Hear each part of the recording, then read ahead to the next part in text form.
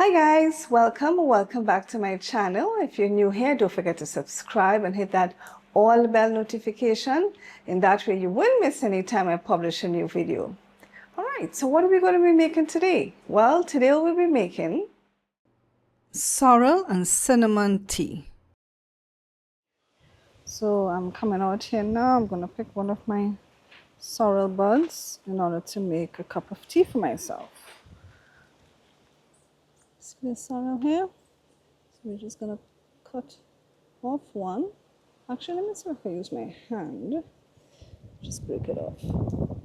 There you go. So here's my sorrel. Let's go make some tea. So I'm going to rinse out my sorrel here. Okay. There we go, sorrel here, rinsed out. Now we have to cut out the inner part. So let me get a knife.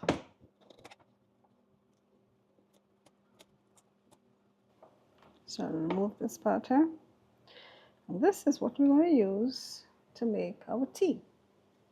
Okay, so I'm going to put my sorrel in. And this is a 1 cup measuring cup that I'm using. I'm going to pour my hot water in to 1 cup.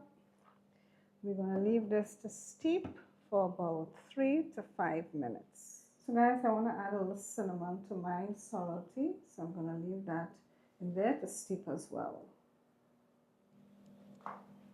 Alright, so sorrel and cinnamon is finished steeping.